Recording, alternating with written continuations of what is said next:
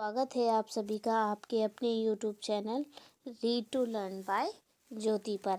आज हम फिर से आपके लिए सीटेट के प्रीवियस ईयर के क्वेश्चंस लेके आई हूँ, जो कि मैं आपको फिर से आज 90 क्वेश्चंस कराऊंगी। ये सारे के सारे प्रश्न ऑलरेडी आ चुके हैं एग्ज़ाम्स में। ये वो प्रश्न होंगे और आज का जो सेट है आपका, वो परीक्षा तिथि इसकी जो है वो है 21 फरवरी 2016, यानी कि ये 21 फरवरी 2016 का पेपर है और इसे हम करेंगे बिना किसी देरी के। तो शुरू करते हैं आपके प्रश्न नंबर 1 से, यानी क्वेश्चन नंबर 1। तो यहाँ पे है सबसे पहला प्रश्न है, पियाजे के अनुसार विकास को प्रभावित करने में निम्नलिखित कारकों में से किसकी भूमिका महत्वपूर्ण होती है। तो किसकी भूमिका महत्वपूर्ण होती है? भौतिक विश्व के साथ अनुभव के, यानी जो भौतिक चीज़ें हैं वो तो महत्वपूर्ण होंगी, लेकिन उनके साथ हमने क्या सीखा है, यानी हमने क्या अनुभव किया है, क्या हम सीखे हैं, वो सारे की सारी चीज़ें बहुत ही ज़्यादा ज़रूरी होती हैं। अगला प्रश्न है, पूर्व संक्रियात्मक काल में आने वाली संज्ञानात्मक योग्यता है। कौन सी योग्यता होती है?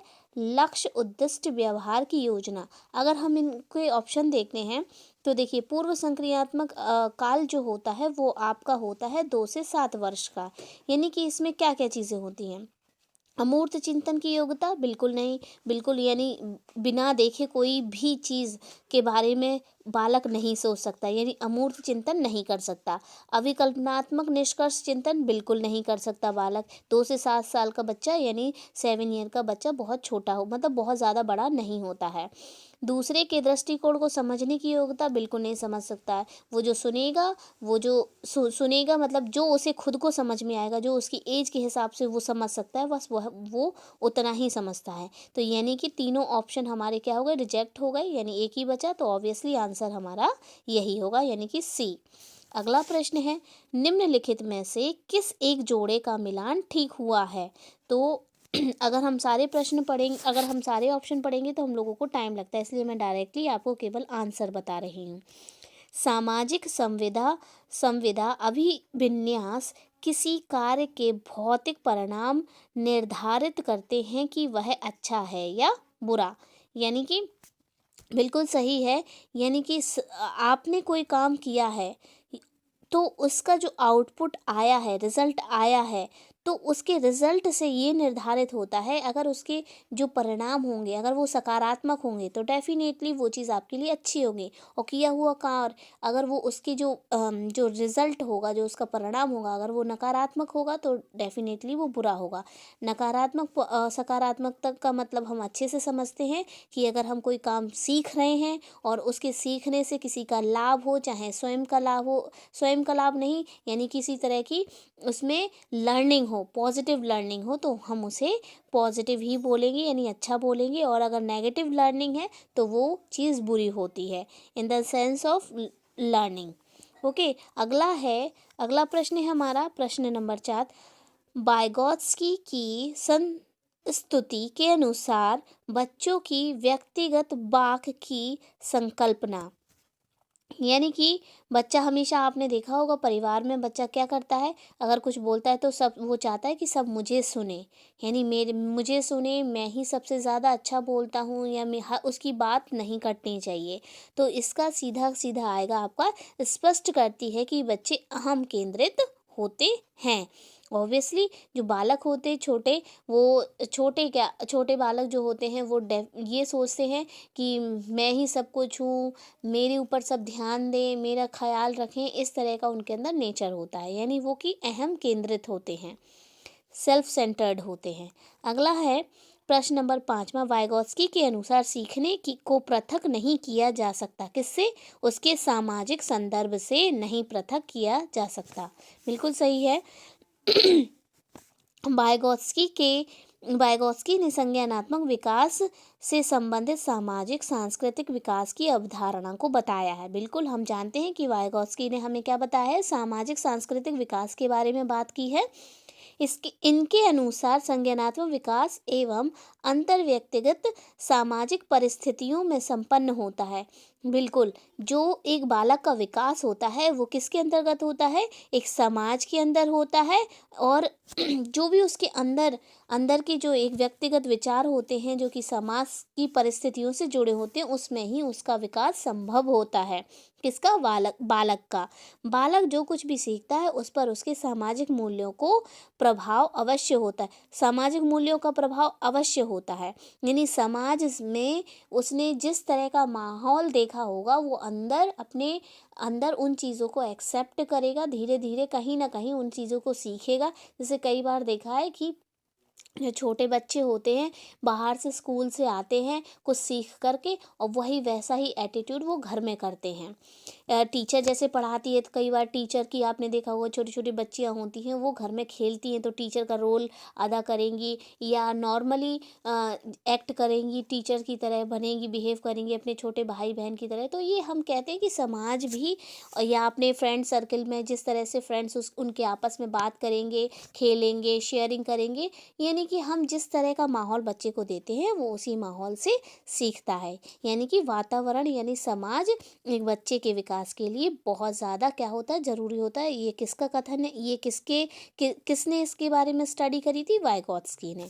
अगला प्रश्न है, प्रगतिशील शिक्षा में अपरिहार्य है कि कक्षा कक्ष में क्या होना चाहिए? कैसी होती है कक्षा कक्ष? लोकतांत्रिक होता है। बिल्कुल सही। हर एक बच्चे के पास ये आज़ादी होती है, ये फ्रीडम होती है कि वो किसी भी तरह की प्रश्न को, किसी भी तरह के क्वेश्चन को, किसी भी तरह के प्रश्न को, किसी भी तरह की समस्या को यानी कि प्रॉब्लम को अपने टीचर के साथ शेयर कर सकता है। और उसे कुछ भी पूछना है वो उस चीज़ को पूछने के लिए स्वतंत्र होता है, उसके ऊपर किसी भी तरह का कोई दबाव नहीं होता है। तो यानी हमारा प्रगतिशील शिक्षा के बारे में कौन सा कथन सत्य होगा? लोकतांत्रिक होता है, क्लास होती है, और समझने के लिए बच्चों को पर्याप्त स्थान दिया गया है। बिल्कुल सही। यानी हर तरह से बच्चा समझ सके उससे ज़्यादा वैरायटीज़ अवेलेबल करा रखी हैं कि बच्चा अगर ऐसे सीखता है तो उसे और ज़्यादा स्ट्रॉन्ग बनाने के लिए दूसरा तरीका पढ़ाई में कराना, खेल के थ्रू कराना, किसी एक्टिविटी के थ्रू कराना, प्रोजेक्ट के माध्यम से कराना, इस तरह के अलग अलग उन्हें बच्चे को ऑप्शन दिए गए हैं ताकि वो पर्याप्त स्थान दे दिया जाता है ताकि वो उस किसी भी पर्टिकुलर टॉपिक को या किसी भी चीज़ को सीख सके। अगला प्रश्न है जो कि हमारा प्रश्न नंबर 7 होगा, निम्नलिखित में से कौन सा एक उदाहरण भाषिक बुद्धि वाले व्यक्ति को दर्शाता है? तो किसको? शब्दों के अर्थ और क्रम तथा भाषा के विविध प्रयोगों के प्रति संवेदनशीलता को दर्शाता है। अगर भाषिक बुद्धि वाले व्यक्ति की हम बात करते हैं तो वो कैसे पता चलती हमें? वो चलती है उसके शब्दों के अर्थ, क्रम, भाषा और विविध प्रयोग, यानी किस तरह से वो उसका भाषा का प्रयोग करता है, कहाँ गलती नहीं करता है, किस जगह किस तरह के शब्द यूज़ कर रहा है, बड़ों के लिए कैसे शब्द इस्तेमाल कर रहा है, जो टीचर्स हैं उनके लिए जैसे जो आदरणीय हैं, रिस्पेक्टेड है, ये किसको रिस्पेक्ट दे रहा है, किससे अच्छे से बात कर रहा है, मतलब इस तरह की भाषा में उसके एकदम सटीकता होगी। अगला प्रश्न है, भाषा क्या है? हमारी विचार प्रक्रिया को प्रभावित करती है। अगर हमारी भाषा कैसी होगी? प्रभावित होगी, तो लोग हमारे बारे में वैसे ही सोचते हैं। अगर हम बहुत ही अपने बात करने में कम शब्दों का इस्तेमाल करते हैं, अच्छे अच्छे शब्द यूज़ करते हैं जिससे सामने वाला कोई भी व्यक्ति समझ सके, तो इससे हम जज कर सकते हैं कि क्या है उसकी विचार प्रक्रिया। हमें पता चलती है कि वो कितना होशियार है, उसके विचारों में कितनी दृढ़ता है या कितने अच्छे से वो सोच सकता है। तो ये सब हमें किसके थ्रू पता चलता है? किसी भी व्यक्ति की भाषा से पता चल जाता है। तो इसका आंसर डी होगा। अगला प्रश्न है, कक्षा 8 की एक पाठ्य पुस्तक में एक प्रकार के चित्र हैं। शिक्षिका एवं घरेलू काम करने वाली के रूप में महिला, जबकि डॉक एवं पायलट के रूप में पुरुष। आई थिंक ये डॉक्टर होगा, ड्रॉक जैसा दिख रहा है। तो इस प्रकार के चित्रण से बढ़ सकती है या सकता है। क्या बढ़ सकता है? हमें देखिए बिल्कुल सीधे सीधे पता चल रहा है कि यहाँ पे लिंग रूढ़िबद्धता का के बारे में मतलब दिखाया जा रहा है कि हमें अगर देख रहा है कि किचन में केवल औरत ही काम करती है या डॉक्टर या पायलट केवल पुरुष है, तो ये हमें बताती है लिंग रूढ़िबद्धता को कि मतलब ऐसा ही होता है, इसके अलावा दूसरा नहीं होता। तो ये हमारे कंजर्वेटिव जो माइंड सेट होते हैं उसकी धारणा को बताती है, जो कि हम शुरुआत से लेके हमारी कम्युनिटी में चलते आ रहे हैं और हम उसको और बढ़ावा दे रहे हैं और उसी सीक्वेंस में हम चल रहे हैं। तो इस तरह की जो सोच विचार होती है जो सदियों से चलती आ रही है उसमें कोई परिवर्तन नहीं है, जहाँ पे एक कहते हैं एक एक कठोरता हो। कठोरता कैसी कठोरता हो कि लड़कियां ये कर सकती हैं, लड़के ये कर सकते हैं, लड़कियां ये नहीं कर सकती, लड़के ये कर सकते हैं। तो इस तरह के जब विचार होते हैं जहाँ पे, वो कहलाती है आपकी रूढ़िबद्धता। तो यानी कि यहाँ पे किस तरह की क्या होगा हमारा आंसर? लिंग रूढ़िबद्धता को प्रदर्शित करता है। अगला प्रश्न है 10। शिक्षार्थी में बहुत भिन्नताएं होती हैं, इनमें से किसके या कितने लिए शिक्षक को संवेदनशील होने की आवश्यकता है। यानी कितना और किसके लिए कितना संवेदनशील होना है। यानी एक शिक्षार्थी में बहुत सारी भिन्नताएं होती हैं। देखिए प्रश्न का मतलब है हर एक व्यक्ति में, हर एक बालक में इंडिविजुअल डिफरेंसेस होते हैं।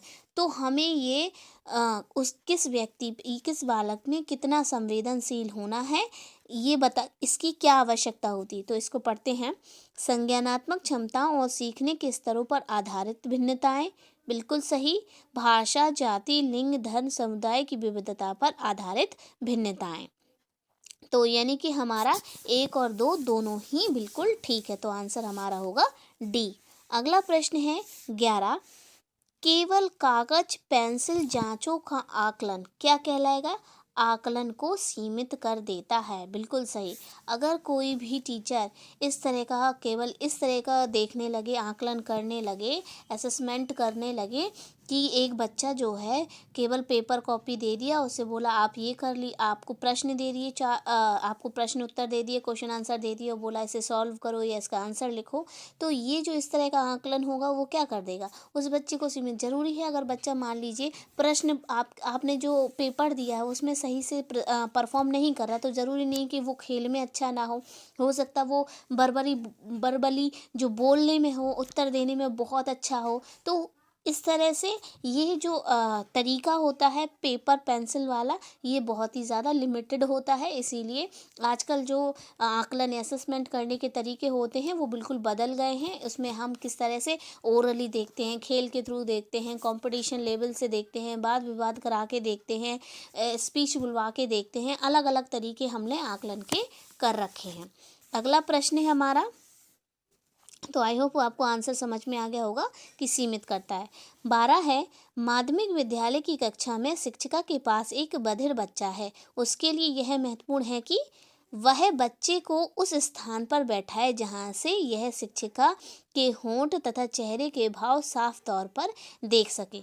देखिए बच्चा क्या है? बधिर है, ठीक है। तो इसीलिए उसके लिए क्या ज़रूरी है? उसके लिए ज़रूरी है कि बच्चा ज़्यादा से ज़्यादा टीचर के बिल्कुल नज़दीक बैठा हो, जिससे उसके चेहरे को, यानी कि वो सुन नहीं सकता है तो इसीलिए वो होंठों को और उसके चेहरे के भाव से ही बातें समझ सके। बधिर का मतलब होता है बहरा होना, यानी कि जिसको सुनाई ना पड़ता हो। अगला है, और इसको हम थोड़ा सा इसका डिटेल पढ़ सकते हैं। राष्ट्रीय पाठ्यचर्या कार्यक्रम की घोषणा के अनुसार नकारात्मक विशिष्ट बालकों की श्रेणी में आने वाले बालकों को भी विशेष विद्यालय के स्थान पर नियमित कक्षाओं में ही शिक्षा दी जाए। यानी कि ये जो हमारा जो NCF है उसके हिसाब से क्या होना चाहिए कि जो नॉर्मली जो बच्चों में किसी तरह से कोई छोटे मोटे प्रॉब्लम्स हैं तो उनको उसके लिए कोई स्पेशल स्कूल नहीं रखना है। उनके लिए हम जो यानी समावेशी शिक्षा यानी उन्हें दे सकते हैं, यानी सबके लिए समान विद्यालय रख सकते हैं। इस तरह का कॉन्सेप्ट दिया है, यानी इस तरह की रूल्स बनाए गए हैं। कक्षा में उपस्थित बधिर बालक को शिक्षिका के द्वारा ऐसे स्थान पर बिठाना चाहिए जहां से वह शिक्षिका के होंठ, चेहरे के भाव को साफ तौर पर देख सके, ताकि शिक्षिका द्वारा कराए जा रहे अधिगमन कार्य को समझ सके तथा उसे जान सके। ओके, नाउ नेक्स्ट है 13। एक शिक्षक समाज में वंचित वर्ग के बच्चे की आवश्यकताओं को प्रभावपूर्ण तरीके से पूरा कर सकता है। क्या? कक्ष के प्रत्येक बच्चे की आवश्यकता अनुसार अपना शिक्षण कौशल अपनाकर। बिल्कुल सही है कि अगर एक वंचित वर्ग से बच्चा है तो उसकी आवश्यकताओं को प्रभावपूर्ण तरीके से कैसे पूरा कर सकते हैं? उसकी कक्ष में प्रत्येक बच्चे की आवश्यकता अनुसार अपना शिक्षण कौशल अपनाकर। अगला प्रश्न है 14। अधिगम निर्योग्यता वाले बच्चे के लिए क्या करना है? अधिगम के कुछ पक्षों से संघर्ष करते हैं। यानी जो अधिगम निर्योग बच्चे होते हैं, जो सीख नहीं सकते जल्दी, उनके लिए क्या होता है? उनके लिए चैलेंजिंग होता है कि वो थोड़ा उनके लिए यानी कि अधिगम के कुछ पक्षों से संघर्ष करते हैं। यानी वो मेहनत करते हैं, कोशिश करते हैं, फाइट करनी पड़ती है। उन्हें सीखने के लिए बहुत ज़्यादा दिमाग लगाना पड़ता है, बार बार समझना पड़ता है। अगला प्रश्न है 15। शिक्षक बच्चों को सृजनात्मक विचारों के लिए प्रोत्साहित कर सकता है। कैसे? उनके प्रत्यास्मरण आधारित प्रश्न पूछकर। अगर किसी बच्चे के अंदर सृजनात्मक विचारों को बढ़ाना है तो उनसे किस तरह के क्वेश्चन पूछे जाएं? प्रत्यास्मरण आधारित प्रश्न पूछकर एक बच्चे को और ज़्यादा सृजनशील विचारों को हम प्रोत्साहित कर सकते हैं। यानी वो उनके बारे में सीखेगा, सोचेगा और क्रिएटिविटी लाएगा। अलग अलग तरह के जैसे वैरायटीज़ ऑफ क्वेश्चन, आप एक ही प्रश्न के कई सारे आंसर पूछ सकते हैं एक बच्चे से अलग अलग तरीके से। कि जैसे आपने कोई प्रश्न दे दिया, उससे पूछा इसका क्या तरीका है, कोई समस्या दे दी और उससे बोला इसे किस तरीके से सुलझाया जा सकता है, तो वो अपने अलग अलग तरीके बताए। उससे बोलो कि कई दूसरे तरीके बताए, तो इस तरह से मतलब बच्चा सीख सकता है। अलग अलग उसमें उसकी क्रिएटिविटी यानी कि उसके माइंड की क्रिएटिविटी बढ़ेगी। अगला प्रश्न है 16। विशेष आवश्यकताओं वाले बच्चों से व्यवहार करने के लिए निम्नलिखित दार्शनिक दृष्टिकोण में से किसका अनुसरण किया जाना चाहिए? उन्हें समावेशी शिक्षा का और नियमित विद्यालय में अध्ययन करने का अधिकार प्राप्त हो। बिल्कुल, जो बच्चे कैसे हों? विशेष आवश्यकताओं वाले बच्चे हैं से व्यवहार करने के लिए। विशेष आवश्यकताओं का मतलब होता है किसी तरह की कोई कमी है किसी बच्चे में, उनको किसी तरह की जैसे थोड़ा कम देख पाता है या कम सुन पाता है, ठीक से चल नहीं पाता है, या कई बार ऐसा है ठीक से लिख नहीं पाता है। तो इस तरह के बच्चों के लिए हाथ में कोई प्रॉब्लम है, यानी कि किसी भी तरह की जो विशेष आवश्यकता होती है, ऐसे बच्चे के लिए क्या होता है? उन्हें समावेशी शिक्षा और नियमित विद्यालय में अध्ययन करने का अधिकार प्राप्त है। ये ऐसा नहीं है कि वो किसी तरह का उनके अंदर मतलब प्रॉब्लम है तो वो स्कूल नहीं आ सकते डेली। उनके लिए भी बराबर बिल्कुल वैसे ही है, क्योंकि हम बच्चे को डीमोरलाइज कभी नहीं करेंगे। उसको ये नहीं शो करेंगे कि अगर तुम्हें दिखाई नहीं देता है तो तुम अंधे हो, तुम कुछ नहीं कर सकते। नहीं, हम उसे मोटिवेट करेंगे, क्योंकि ईश्वर ने कोई चीज़ बनाई है तो बेशक उसके पीछे वजह है, वो ईश्वर का काम है। लेकिन हमें क्या करना है? हमें उसे बराबर एज अ ह्यूमन बीइंग ही बिहेव करना है, ताकि उसे कभी भी अपने आप को वो डाउन फील ना करे। इसीलिए समावेशी शिक्षा इसीलिए होती है ताकि वो नॉर्मल बच्चों के साथ अपने आप को वैसा ही फील करें। अगला प्रश्न है अधिगमनकर्ता केंद्रित विधि का आशय है किससे? वे विधियां जहां अधिगम में अधिगमनकर्ता की अपनी पहल तथा प्रयास सम्मिलित होते हैं। यानी कि अधिगमकर्ता केंद्रित विधि का आशय किससे है? ऐसी विधियां होती हैं जहाँ पर जो अधिगम है यानी जो सीखना होता है वो किस पे डिपेंड करता है? वो किससे जुड़ा हुआ होता है? अधिगमनकर्ता की अपनी पहल तथा प्रयास, उसके प्रयास होने चाहिए उसकी खुद की इच्छाओं पर। अगला प्रश्न है निम्नलिखित में से कौन सा एक सीखने के लिए प्रमुख है? अनुबंधन। सीखने के लिए सबसे महत्वपूर्ण तत्व अनुबंधन यानी कि परिस्थिति होती है। अनुबंधन को हम बोलते हैं परिस्थिति, यानी कि उसके लिए एक माहौल क्रिएट करना, क्योंकि जितना अच्छा शैक्षण वातावरण वातावरण उपलब्ध होगा, अधिगम कार्य उतना ही सुचारू रूप से चलेगा। यानी जितना अच्छा बच्चे को माहौल दिया जाएगा पढ़ने के लिए, उतना ही वो सीखेगा। यानी सीख नॉट केवल पढ़ना ही नहीं, रीडिंग नहीं, सीखने के लिए जैसा माहौल दिया जाएगा। जैसे आपने देखा होगा कि एक बच्चे को अगर हर स्कूल में अब ऐसा माहौल दिया जाता है कि उन्हें डांसिंग भी, जूडो कराटे भी, कंप्यूटर की क्लास भी होती है, आर्ट एंड क्राफ्ट की भी होती है, स्टोरी टेलिंग होती है, मोरल क्लास होती है, और सब्जेक्ट की क्लास अलग होती है। यानी उसे इस तरह का माहौल दिया जा रहा है कि वो हर एक फील्ड में क्या हो, अपना इंटरेस्ट ले और हर एक फील्ड से सीखे। अगला प्रश्न है 19। पियाजे तथा वाइगोत्स्की के अनुसार एक रचनात्मक कक्षा कक्ष में अधिगम कैसा होगा? अधिगम इसमें शैक्षाणियों द्वारा स्वयं सृजित किया जाता है, जो एक सक्रिय भूमिका निभाते हैं। अगला प्रश्न है, ऐसे थोड़ा सा डिटेल में पढ़ लेते हैं। पियाजे तथा वाइगोत्स्की बालकों के संज्ञानात्मक विकास की अवधारणा प्रस्तुत की है। किसने? पियाजे ने और वाइगोत्स्की ने बालकों के संज्ञानात्मक विकास की अवधारणा को प्रस्तुत किया है। उनके अनुसार एक रचनात्मक कक्षा कक्ष में अधिगमन उन विद्यार्थियों द्वारा स्वयं सृजित किया जाना चाहिए जो रचनात्मक अधिगम में सक्रिय भूमिका निभाते हैं। बिल्कुल सही। अगला प्रश्न है, निम्नलिखित में से कौन सा आधारभूत सहायता का एक अच्छा उदाहरण है जिसका आशय है समस्या समाधान को तब तक सीखना जब तक शिक्षार्थी स्वयं ना कर सके। उसे यह बताना कि वह बार बार प्रयास द्वारा कर सकती है। यानी मोटिवेट करना कि ये काम तुम कर सकते हो, एक बार गलती हो उसके बाद ये नहीं कि बच्चा मतलब हार जाए, उसको दोबारा बोलना कि दोबारा कोशिश करो, आप ये कर सकते हो। यानी बार बार उसे मोटिवेट करना किसी भी बच्चे को। अगला प्रश्न है हमारा 21। आपकी कक्षा में सीखने की विधि शैलियों वाले बच्चे हैं, उनका आकलन करने के लिए आप उन्हें क्या करेंगे? विविध प्रकार के कार्य और परीक्षण देंगे। बिल्कुल सही। अगला प्रश्न है, आजकल बच्चों की गलत धारणाओं को वैकल्पिक धारणाएं कहने की एक प्रवृत्ति है, उसे कहा जा सकता है। बच्चों की गलतियों की व्याख्या के लिए मनोहारी शब्दों का प्रयोग करना। बिल्कुल सही। अगर बच्चे गलती करते हैं तो उसे उसी समय हमें बताना है कि ये चीज़ गलत है। आजकल देखा है पेरेंट्स बच्चों की गलतियों पे हंसते हैं, एंजॉय करते हैं, जिससे कारण बच्चा क्या करता है, बाद में उन्हीं वही गलतियां रिपीटेशन यानी रिपीट करता रहता है, और बाद में वो अपनी गलतियां कभी एक्सेप्ट नहीं करता। तो इससे क्या होती है, उनके अंदर नेगेटिविटी और क्रूर मतलब काफ़ी वो कैसे हो जाते हैं, बहुत ही ज़्यादा हर चीज़ में एकदम एग्रेसिव टाइप के होते हैं। इसीलिए बच्चा जब कभी कोई गलती करता है तो हमें उसकी गलतियों को टोकना है, ना कि उन्हें मनोहारी शब्दों का प्रयोग करना है।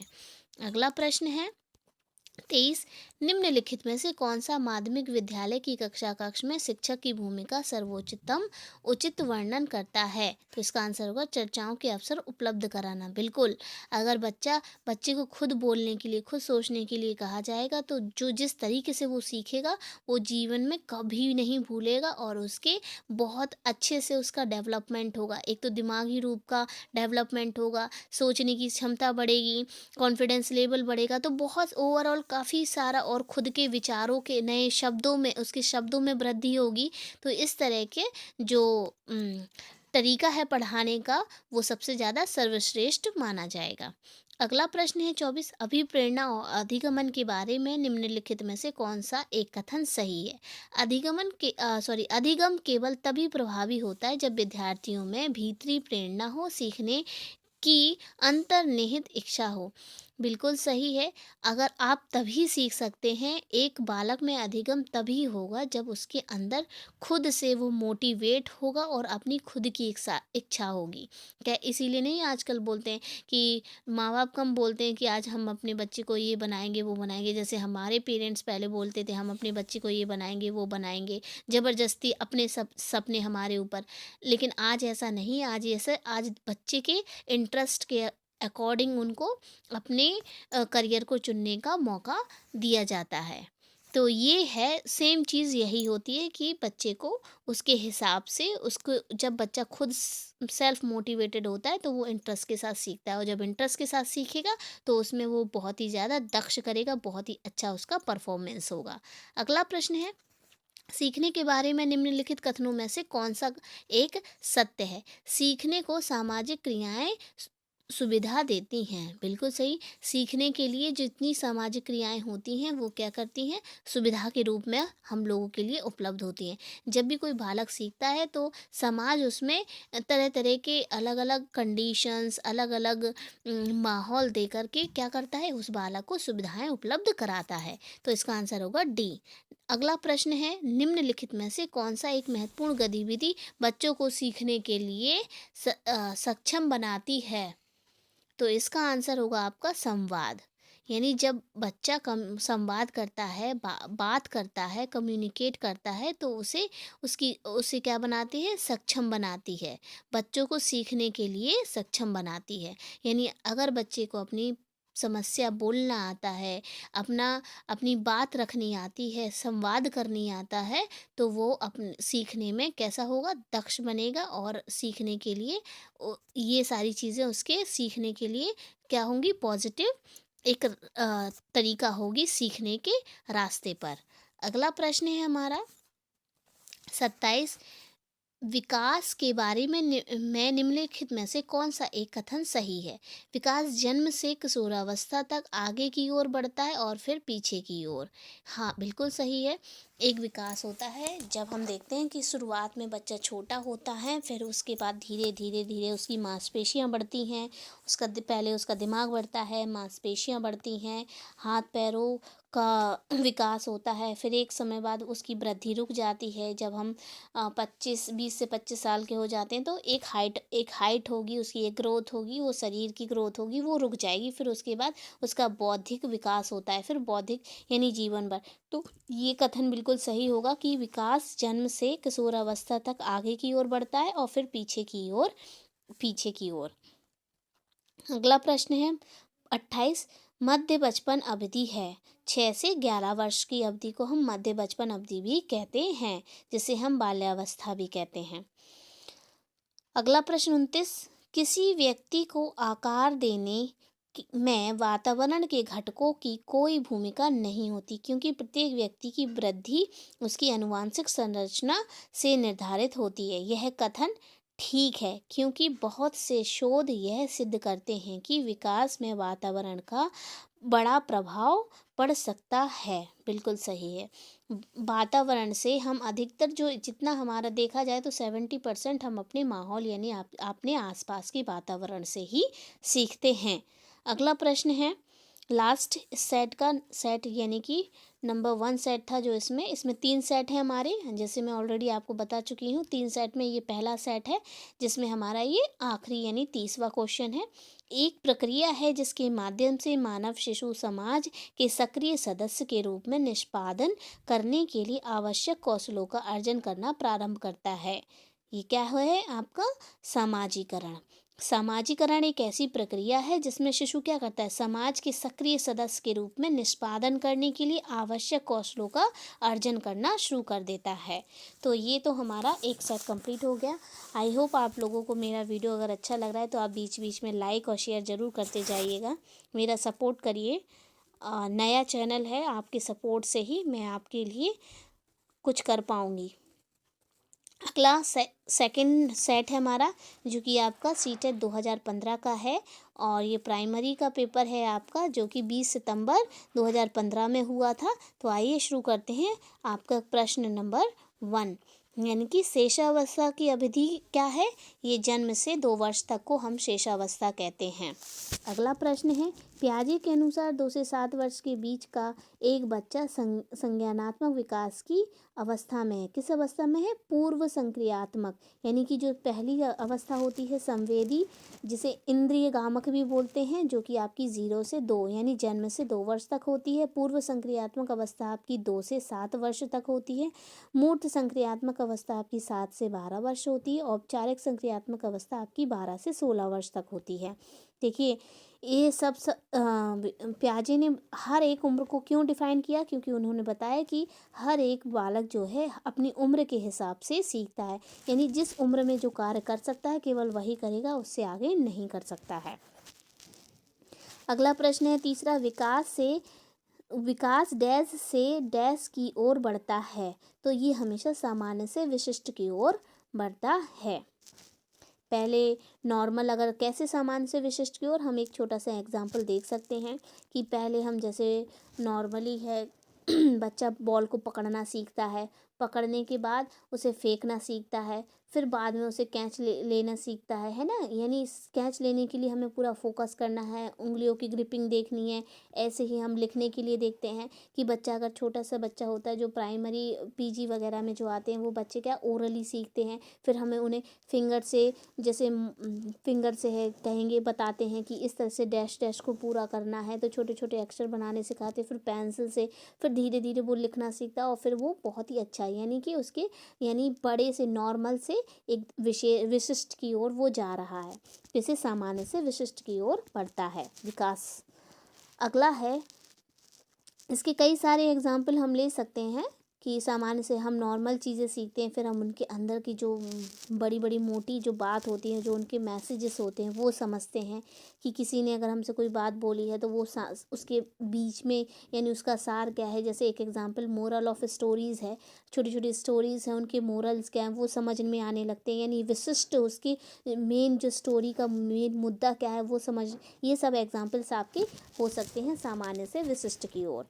अगला प्रश्न है चौथा, जब वयस्क संयोग से सामंजस्य कर लेते हैं तो वे बच्चे के वर्तमान स्तर के प्रदर्शन को संभावित क्षमता के स्तर के प्रदर्शन की तरफ प्रगति क्रम के सुगम बनाते हैं। इसे कहा जाता है, इसे क्या कहा जाता है, सहयोग देना।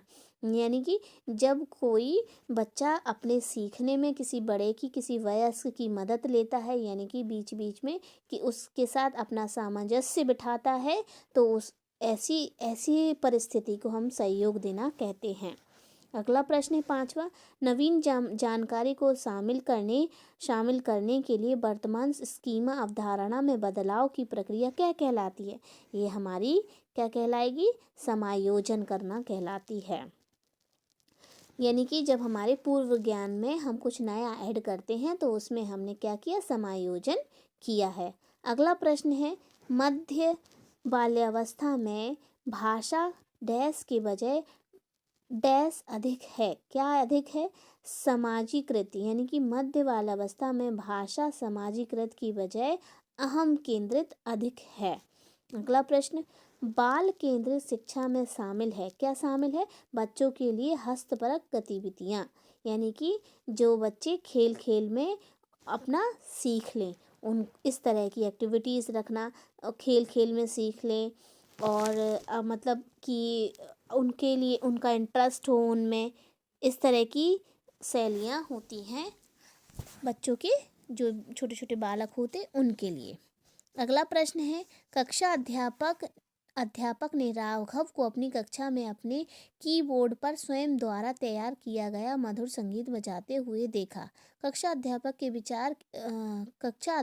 ने विचार किया कि राघव में डैश बुद्धि उच्च स्तरीय है, कौन सी, संगीतमय, गाना गा रहा तो संगीतमय, और ये सारे के सारे गुण जो हैं, बुद्धि है, किसने दी थी, बहुबुद्धि सिद्धांत याद करिए, मैंने आपको याद कराया था कि गार्डन में बहुत सारे फूल होते हैं, फूल यानी कि बहुत सारी विविधता होती है, बहु का मतलब बहुत सारा, तो गार्डन यानी गार्डनर। अगला प्रश्न है, जब एक शिक्षक यह समझता है कि स्वाभाविक रूप से लड़के गणित में लड़कियों से अच्छे हैं, यह दर्शाता है कि उसके अंदर क्या है, लिंग, यानी कि जेंडर पक्षपाती है, यानी रूढ़िबद्धता है। अगला प्रश्न है, समावेशी शिक्षा मानती है कि हमें डैश को डैश के अनुरूप बदलना चाहिए। समावेशी शिक्षा क्या मानती है, कि व्यवस्था को बच्चे के हिसाब से बदलना चाहिए। बिल्कुल सही है, चाहे बच्चे को, हमें पता है कि बच्चे हमारे पास क्यों आ रहा, बच्चा हमारे पास सीखने के लिए आ रहा है, तो अगर वो सीखेगा नहीं तो उसका स्कूल में आना बेकार होगा। तो हमें क्या करना है, हमें हर एक बच्चे के हिसाब से अब व्यवस्था करनी चाहिए। अगला प्रश्न है 11, बच्चे में ज्ञान की रचना करने और अर्थ का निर्माण करने की क्षमता होती है। यह परिक्षेप में एक शिक्षक की भूमिका क्या होगी? सुगमकर्ता की होगी। अगला प्रश्न है, इसमें से कोई सी विशेषता प्रतिभाशाली बच्चे की नहीं है। कौन सी नहीं है? निम्न औसतीय मानसिक प्रक्रियाएं। बिल्कुल सही। यहाँ तो हमें केवल ऑप्शन देखने हैं और ऑप्शन के हिसाब से आंसर देना है। और मैंने आपको बार बार बताया है कि सीटेट में जितना सकारात्मक उत्तर होगा और सर्वश्रेष्ठ सकारात्मक होगा, हम उसकी तरफ जाते हैं। क्योंकि कई बार ऐसे होते हैं सारे पॉजिटिव आंसर होते हैं, पर उनमें जब सारे पॉजिटिव होंगे तो उनमें जो सर्वश्रेष्ठ पॉजिटिव होगा उसको हम सही मानेंगे। अगला प्रश्न, कोहल वर्ग के सिद्धांत के पूर्व परंपरागत स्तर के अनुसार कोई नैतिक निर्णय लेते समय एक व्यक्ति निम्नलिखित में से किस तरह प्रवृत्त होगा? अंतर्निहित संभावित दंड की तरफ। कोहल वर्ग के हमें पता है 3 अवस्थाएं दी थी, 3 उन्होंने सिद्धांत दिए थे जिसकी अलग अलग 2-2 अवस्थाएं थी। तो ये जो अवस्था है ये अंतर्निहित संभावित दंड वाली अवस्था होगी। अगला प्रश्न है,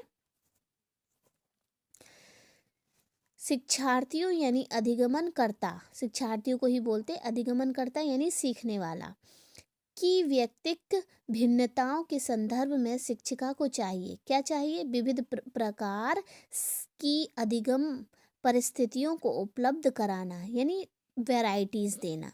अगला प्रश्न है, निम्नलिखित में से कौन सा बाल विकास का एक सिद्धांत नहीं है?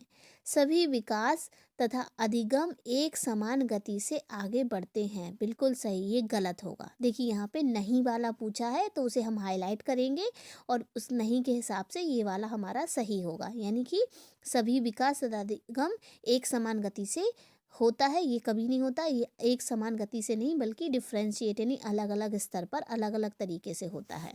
अगला प्रश्न है 16, निम्नलिखित में से कौन सा आकलन करने का सर्वाधिक उपयुक्त तरीका है?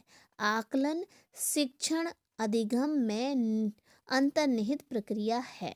बिल्कुल सही। निम्नलिखित में से कौन सा सृजनात्मकता से संबंधित है? अपसारी चिंतन। मैंने आपको बताया था अवसारी चिंतन और अपसारी चिंतन, जिसमें अपसारी चिंतन मतलब होता है डाइवर्जेंट, अपसारी का मतलब होता है विविधताएं यानी कि वैराइटीज ऑफ थॉट यानी अलग अलग तरह के विचार, तो उसे अपसारी चिंतन यानी कि ये हमारा होगा। जितना बच्चा सृजनात्मक होगा यानी उसके दिमाग जितना ज़्यादा तेज चलता होगा उसके पास उतने मल्टीपल्स थॉट्स होते हैं किसी भी समस्या के लिए या किसी भी काम के लिए। अगला प्रश्न 18, बच्चों के बारे में निम्नलिखित कथनों में से किस कथन से वाइगोत्स्की सहमत होते हैं? बच्चे समवयस्कों और वयस्कों के साथ सामाजिक अंतःक्रिया के माध्यम से सीखते हैं। बिल्कुल सही। अगला है, बच्चे क्या होते हैं? जिज्ञासु प्राणी होते हैं जो अपने विचारों और के जगत को खोजने के लिए अपने ही तर्कों और क्षमताओं का उपयोग करते हैं। अगला प्रश्न 20, बच्चों की त्रुटियों के बारे में निम्नलिखित में से कौन सा कथन सत्य है? बच्चों की त्रुटियां उनके सीखने की प्रक्रिया का अंग हैं। बिल्कुल सही। ये कभी नहीं हमें सोचना चाहिए कि अगर कोई बच्चा गलती कर रहा है तो उसे आता नहीं है वो सीख नहीं सकता, नहीं। इसका सबसे बड़ा माध्यम ये सबसे लॉजिक लगाया जाता है कि बच्चे को किस तरीके से हम सिखा सकते हैं, यानी कि हमारे सिखाने में कमी है ना कि बच्चे के सीखने में, क्योंकि बच्चों के पास समान बुद्धि होती है, बस हमारा तरीका जितना क्रिएटिव होगा बच्चा उतना ही सीखता है। अगला प्रश्न है, अध्यापक को यह सुनिश्चित करना चाहिए कि उसकी कक्षा में सभी विद्यार्थी अपने आप को स्वीकृत और सम्मानित समझे। इसके लिए शिक्षक को चाहिए कि वह क्या करे? अपने शिक्षार्थियों की सामाजिक और सांस्कृतिक पृष्ठभूमि की जानकारी प्राप्त करे और कक्षा में विविध मतों को प्रोत्साहित करे। बिल्कुल सही। अगला प्रश्न 22, सुरेश सामान्य रूप से एक शांत कमरे में अकेले पढ़ना चाहता है जबकि मदन एक समूह में अपने मित्रों के साथ पढ़ना चाहता है। यह उनके अधिगम शैली में विभिन्नता के कारण है। यानी कि दोनों बच्चे हैं जो अलग अलग माहौल में सीखते हैं। ये हमें दर्शाता है कि हर एक व्यक्ति की इंडिविजुअल डिफरेंसेस होते हैं, इंडिविजुअल लर्निंग के तरीके होते हैं। अगला प्रश्न है 23, भारत में भाषिक विभिन्नता बहुत है। इस संदर्भ में विशेषकर कक्षा 1 और 2 के प्राथमिक स्तर पर बहुभाषित कक्षाओं के बारे में सर्वाधिक उपयुक्त कथन कौन सा होगा? तो शिक्षक को सभी भाषाओं का सम्मान करना चाहिए और सभी भाषाओं में अभिव्यक्ति के लिए बच्चों को प्रोत्साहित करना चाहिए। बिल्कुल कभी शिक्षक को नहीं रोकना है कि आप अपनी मदर टंग यूज़ नहीं करेंगे, आप अपनी स्टेट टंग यूज़ नहीं करेंगे। हर तरह के शब्द एक दूसरे के साथ, बच्चों के साथ शेयर करेंगे, अपने दोस्तों के साथ, फ्रेंड के साथ, ताकि हर एक बच्चा अलग अलग जगह की लैंग्वेज सीखे, एक दूसरे के साथ उन शब्दों को आदान प्रदान करे। अगला प्रश्न है 24, प्रकृति पोषण विवाद में प्रकृति से क्या अभिप्राय है? जैविकीय विशिष्टताएं तथा या वंशानुक्रम सूचनाएं होती हैं। बिल्कुल सही। अगला प्रश्न है जनसंचार माध्यम समाजीकरण का एक महत्वपूर्ण माध्यम बनता जा रहा है। जनसंचार माध्यमों की पहुंच बढ़ रही है और जनसंचार माध्यम अभिवृत्तियों, मूल्यों और विश्वासों को प्रभावित करता है। 26 प्रश्न, बच्चे किस प्रकार से सीखते हैं? नीचे दिए गए कथनों में से कौन सा इस प्रश्न के विषय में सही नहीं है? अब देखिए यहाँ पे सही नहीं पूछा है, तो ये होगा बच्चे केवल कक्षा में सीखते हैं। बिल्कुल सही। यानी बच्चे केवल कक्षा में नहीं सीखते, बच्चे कहाँ खेल के मैदान में सीखते हैं, घर में सीखते हैं, स्कूल में सीखते हैं, स्कूल के मैदान में सीखते हैं, अलग अलग जगह बच्चे सीखते हैं। अगला 27वां प्रश्न है प्राथमिक विद्यालय शिक्षक को अपने विद्यार्थियों को अभिप्रेरित करने के लिए निम्नलिखित में से किस रणनीति को अपनाना चाहिए? यानी प्राथमिक विद्यालय शिक्षक को अपने शिक्षार्थियों को मोटिवेट करने के लिए क्या रणनीति अपनाना चाहिए? देखिए रणनीति तो बहुत सारी हैं, बट हम यहाँ ऑप्शन के हिसाब से देखेंगे। तो बच्चों को उनकी रुचियों के अनुसार अपने लक्ष्य निर्धारित करने और उन्हें पाने के लिए उद्यम में सहायता करना। बिल्कुल सही। यानी उनका जिसमें इंटरेस्ट है उसके हिसाब से उनको ही एक लक्ष्य देना कि आप इस चीज़ को करके दिखाइए।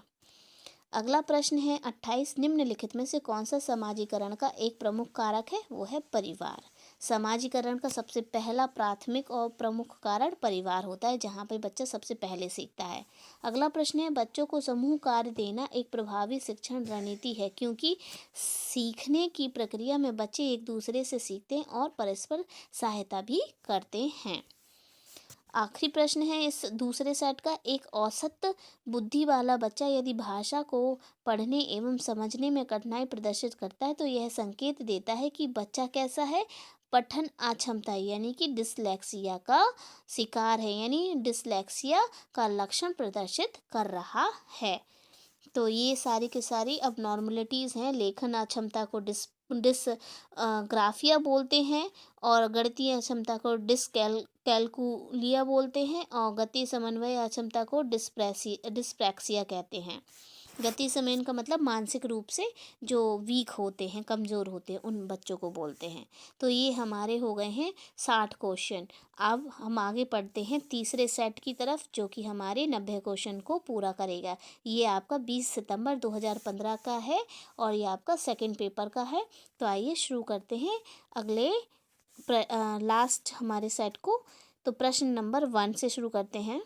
अच्छा, शुरू करने से पहले मैं ये बताना चाहूँगी कि अब मैं ज़्यादा आपको एक्सप्लेन नहीं करूँगी, क्योंकि अभी हमारा फोकस है कि हम ज़्यादा से ज़्यादा क्वेश्चन को देख सकें, पढ़ सकें, ताकि इस तरह का कोई क्वेश्चन अगर हमारे सामने प्रश्न आता है तो हम उसे एटलीस्ट करके आएँ, छोड़े नहीं। क्योंकि अगर एक्सप्लेन में मैं ज़्यादा टाइम लगाऊँगी तो ये वीडियो ज़्यादा लंबा हो जाएगा और एक्सप्लेन के लिए मेरे वीडियोज़ अलग आएंगे। अगला अब शुरू करते हैं। फर्स्ट, एक समावेशी कक्षा में किसी शिक्षिका को सबसे महत्वपूर्ण भूमिका होती है। किसी शिक्षिका की सबसे महत्वपूर्ण भूमिका क्या होती है? सुनिश्चित करना कि प्रत्येक बच्चे को अपनी संभावना को प्राप्त करने का अवसर मिले, यानी हर एक बच्चे को अपने हिसाब से सीखने का मौका मिले। अगला प्रश्न है, अपनी कक्षा के बच्चों को उनकी अपनी अवधारणाओं को बदलने में आप किस प्रकार सहायता करेंगे? अवधारणाओं के बारे में बच्चों को अपनी समझ को व्यक्त करने का अवसर देना। जितना हम अवसर देंगे बच्चा उस हिसाब से अपने विचार व्यक्त करेगा, अपनी सोच को प्रकट करेगा आपके समक्ष। अगला प्रश्न है तीसरा, जब बच्चे एक विशेष संख्या में पुस्तकें पढ़ते हैं तो उन्हें एक प्रमाण पत्र दिया जाता है। यह रणनीति शायद अधिक समय तक काम ना करे। तो इसका उत्तर होगा, आइए देखते हैं इसका उत्तर होगा, यह संभवतः बच्चों को केवल प्रमाण पत्र प्राप्त करने के लिए पुरस्कारों को बढ़ाने की तरफ ले जा सकता है। बिल्कुल सही। बच्चे को अगर हम नॉर्मली मार्कशीट में देखते हैं कि बच्चा फर्स्ट आया, सेकंड आया, तो बच्चा क्या सोचता है, केवल उसी हिसाब से उसकी लिमिटेशन सेट हो जाती हैं। यानी कि बस मेरे को मुझे अच्छे मार्क्स मिलेंगे तो मुझे ये चीज़ करनी है, इतना ही बच्चा सीमित रह जाएगा और उसकी जो खुद की क्वालिटी है वो क्या नहीं हो पाएंगी, एक्सपोज नहीं हो पाती हैं। अगला प्रश्न है चौथा, किसी कक्षा में शिक्षक की भूमिका है, क्या है, सीखने की विश्वसनीय स्थितियां जुटाना और शिक्षार्थियों को स्वतंत्र चिंतन की सुविधा देना। बिल्कुल सही, बहुत ही सिंपल है, समझ में आ गया होगा। निम्नलिखित में से कौन सा कथन बच्चों की त्रुटियों के संबंध में सबसे उपयुक्त है? तो इसका आंसर होगा पांचवे का आपका, बच्चों की गलतियां यह एक खिड़की के समान होती हैं। यानी बच्चों की गलतियां कैसी होती है, खिड़की के समान होती है, यह जानने के लिए कि वे किस प्रकार सोचते हैं। यानी आपको इतना झांकने का मौका मिलता है एक बच्चे की पर्सनैलिटी के अंदर, उसके विचारों के अंदर, कि आपको पता चल जाएगा कि बच्चा किस प्रकार से सोचता है, किस प्रकार से सीख सकता है। अगला प्रश्न है छठवां, आकलन शिक्षण अधिगमन प्रक्रिया का अभिन्न अंग है, क्योंकि आकलन से अध्यापक बच्चे के अधिगमन को समझाता है और उसके अपने शिक्षण की परिपुष्टि भी होती है। ये भी पता चलता है कि टीचर कितने अच्छे तरह से एक बच्चे को समझा सकता है। अगला प्रश्न है सातवां, पाठ्यचर्या ऐसी है जो पाठ्य पुस्तक के ज्ञान को पुनः प्रस्तुत करने के स्थान पर बच्चे को अपनी आवाज़ें पाने, कार्य करने के लिए अपनी जिज्ञासा का पोषण करने, प्रश्न पूछने और जांच पड़ताल करने तथा अपने अनुभवों को बांटने तथा विद्यालय में ज्ञान के साथ जोड़ने में सक्षम बनाए। राष्ट्रीय पाठ्यचर्या की रूपरेखा 2005 पृष्ठ 13। इस पृष्ठभूमि में एक शिक्षक की प्राथमिक भूमिका क्या होनी चाहिए? जिसका उत्तर होगा, बच्चों को उनकी अपनी समझ और अपने ज्ञान को साझा करने के पर्याप्त अवसर देने चाहिए। जितना बच्चे का जिस हिसाब से उनका दिमाग है उस हिसाब से ही उसको मौका देना चाहिए कि वो अपने विचारों को व्यक्त करे, बोले। अगला प्रश्न है आपका आठवां, बच्चों को अपने अध्ययन में प्रयास करने हेतु प्रोत्साहित करने के लिए शिक्षकों को बच्चे को प्रेरित करने की आवश्यकता होती है। बिल्कुल सही। हर बार अगर बच्चे को हम कोई चीज़ सिखाते हैं, अगर हम उसे बीच में शाबाश, अच्छा है, बहुत अच्छा, आप कर सकते हो, इस तरह के शब्द अगर हम इस्तेमाल करते हैं तो बच्चा मोटिवेट होता रहता है और अपने काम में उसका पूरा मन लगा रहता है। अगला प्रश्न है, भावनाओं, अधिगमन और अभिप्रेरणा के संदर्भ में निम्नलिखित में से किस कथन से आप सहमत हैं? प्रेरणा और सीखने के साथ भावनाएं घनिष्ठ रूप से जुड़ी होती हैं। बिल्कुल सही। ये दोनों ही चीज़ें क्या हैं, आपकी भावनाओं से जुड़ी होती हैं। अगला प्रश्न है, बहुविकल्पी प्रश्न बच्चों की सही उत्तर की पहचान करने की योग्यता का आकलन करते हैं। अगला प्रश्न 11, समाजीकरण की प्रक्रिया में शामिल नहीं है, क्या नहीं शामिल है?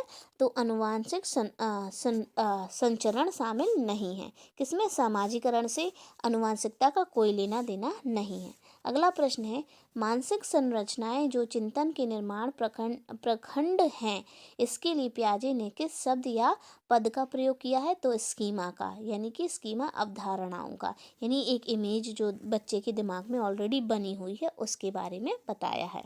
अगला प्रश्न है, वाइगोत्स्की के अनुसार बच्चे स्वयं से क्यों बोलते हैं? इसलिए क्योंकि अपने बच्चे अपने कार्य को दिशा देने के लिए बोलते हैं, यानी वो बताते कि अब आपको ऐसे करना है।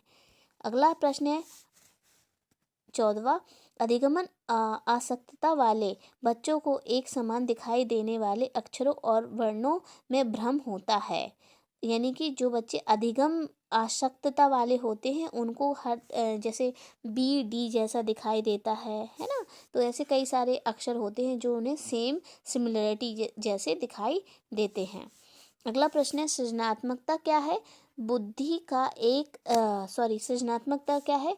हम सारे ऑप्शन नहीं पढ़ेंगे, हम सीधा आंसर पे जाएंगे।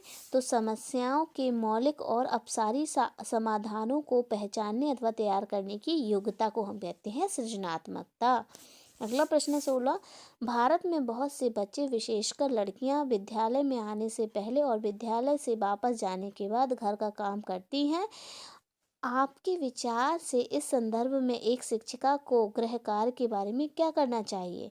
तो इसका आंसर होगा शिक्षिका को ऐसा गृह कार्य देना चाहिए जो विद्यालय में कराए गए अधिगम को बच्चे के घरेलू जीवन से जोड़ता हो, यानी कि बच्चे पे ज़्यादा बोझ ना बने। ऐसा काम देना चाहिए कि जिससे बच्चा जो घर में अपने कार्य कर रहा है वो भी उसके अंतर्गत उसमें आ जाए और बच्चे पे आसानी से उसको गृह कार्य करने में आसानी हो जाए। अगला प्रश्न है एक प्रभावी कक्षा कैसी होनी चाहिए? बच्चे अपने अधिगमन को सुगम बनाने के लिए मार्गदर्शन एवं सहयोग हेतु शिक्षक से सहायता लेते हैं। बिल्कुल सही, यही ए ही आपका आंसर होगा। अगला प्रश्न 18। ज्ञान के एक बड़े असंबद्ध भाग को प्रस्तुत करना क्या होता है? शिक्षार्थी के लिए अवधारणात्मक समझ को प्राप्त करने की कठिनाई बनाएगा। क्या करेगा? कठिनाई बनाएगा। अगला प्रश्न है 19। क्या बच्चे इसलिए भाषा अर्जित करते हैं क्योंकि उसमें आनुवांशिक रूप से ऐसा करने की पूर्व प्रवृत्ति होती है, या उनके माता पिता प्रारंभिक अवस्था से ही उन्हें गहन रूप से सिखाते हैं? यह प्रश्न आवश्यक रूप से दर्शाता है, क्या दर्शाता है? भाषा के विकास एवं संज्ञान का प्रभाव दर्शाता है। अगला 20 नंबर का प्रश्न है अमूर्त वैज्ञानिक चिंतन के लिए क्षमता का विकास निम्नलिखित अवस्थाओं में से किसकी एक विशेषता है? जो कि औपचारिक संक्रियात्मकता अवस्था की विशेषता है जीन पियाजे के हिसाब से। अगला प्रश्न आपका होगा 21 नंबर का। एक बच्चा तर्क प्रस्तुत करता है, आप यह मेरे लिए करें और मैं वह आपके लिए करूँगा। यह बच्चा कोहल वर्ग की नैतिक तर्कणा की किस अवस्था को के अंतर्गत आएगा? अच्छा लड़का और अच्छी लड़की अभिमुखीकरण के अंतर्गत आएगा। अगला प्रश्न है 22। प्रगतिवादी शिक्षा कैसी होनी चाहिए? समस्या समाधान करना आना चाहिए और आलोचनात्मक चिंतन पर अधिक बल देती हो, यानी कि किसी चीज़ को सीखने के साथ साथ उसमें क्या बुराइयां हैं उस पर भी विचार करती हो। अगला प्रश्न है 23। विभिन्न मुद्दों और विमर्शों पर उनके लिए कारण प्रस्तुत करते हुए बच्चे को अपनी व्यक्तिगत राय को व्यक्त करने के लिए प्रोत्साहित करने वाले प्रश्न किसको बढ़ावा देते हैं? विश्लेषणात्मक और आलोचनात्मक चिंतन को। अगला प्रश्न है 24। निम्नलिखित में से कौन सा कथन विकास और अधिगम के बीच संबंध को सर्वश्रेष्ठ रूप से जोड़ता है? तो इसका आंसर होगा अधिगम और विकास एक जटिल तरीके से अंतर संबंधित होते हैं। अगला प्रश्न है 25। इसमें से कौन सा विकास का एक सिद्धांत नहीं है? विकास केवल संस्कृति में से शामिल और निर्धारित होता है। ये इसका आंसर नहीं है, यानी कि ये गलत है, इसीलिए ये आंसर नहीं है, क्योंकि हमें नहीं में पूछा है। बाल केंद्रीय कक्षा में एक प्रमुख विशेषता है कि उसमें शिक्षक के मार्गदर्शन से शिक्षार्थियों को अपनी स्वयं की समझ का निर्माण करने के लिए उत्तरदायी बनाया जाता है। बिल्कुल सही, ताकि वो अपनी इंडिविजुअल होकर के सोच सके, समझ सके। बुद्धि के बारे में निम्नलिखित में से कौन सा कथन सर्वाधिक उपयुक्त है? तो बुद्धि बहुआयामी है और इसमें कई पहलू निहित होते हैं। अगला प्रश्न है 28। लिंग यानी जेंडर पक्षपात की ओर संकेत करता है। संस्कृति अभिवृत्तियों के कारण अपेक्षाओं पर आधारित लड़कों और लड़कियों से भिन्न व्यवहार करना, ये शो करता है किसको? यानी जेंडर पक्षपात को। एक बच्चा प्राथमिक विद्यालय के शिक्षक के रूप में आपके पास कक्षा में कुछ ऐसे बच्चे हैं जो प्रथम पीढ़ी के रूप में विद्यालय आ रहे हैं। आपके द्वारा निम्नलिखित में से किसे किए जाने की संभावना सर्वाधिक है? कक्षा गतिविधि के समय और गृह कार्य के लिए उन्हें बुनियादी सहयोग और अन्य सहायता उपलब्ध कराएंगे। अगला लास्ट प्रश्न है हमारा। समान आयु के बच्चों में भी आकृति, योग्यता, स्वभाव, रुचि, प्रवृत्ति और अन्य बातों में बहुत अंतर होता है। इस संदर्भ में विद्यालय की क्या भूमिका होनी चाहिए? तो इसका आंसर होगा सुनिश्चित करना कि प्रत्येक बच्चे की अपनी क्षमताओं के अनुसार विकास के अवसर मिले। यानी वही फिर से एक बात आ गई कि हर एक बच्चे में, हर एक बालक में अपने एक क्या होते हैं, इंडिविजुअल डिफरेंसेस होते हैं या इंडिविजुअल लर्निंग की कैपेबिलिटी होती है अलग अलग तरीके से। तो हमें उनके हिसाब से बच्चों को सिखाना चाहिए और माहौल देना चाहिए। अब यानी कि आज इस वीडियो का 90 क्वेश्चन होगा, यानी कि आपकी 180 पिछली क्लास में हो चुके थे। 180 + 90 आपके, जो कि आपके कितने हो गए हैं, ये आपके हो गए हैं मेरे ख्याल से 270 क्वेश्चन मैंने आपको करा दिए हैं। अब हम अगले प्रश्न लेकर के आएंगे अगली स्लाइड में। जब तक आप इसे रिवाइज करिए, बार बार सुनिए, ताकि आपके दिमाग में इस तरह के क्वेश्चन बैठ जाएं।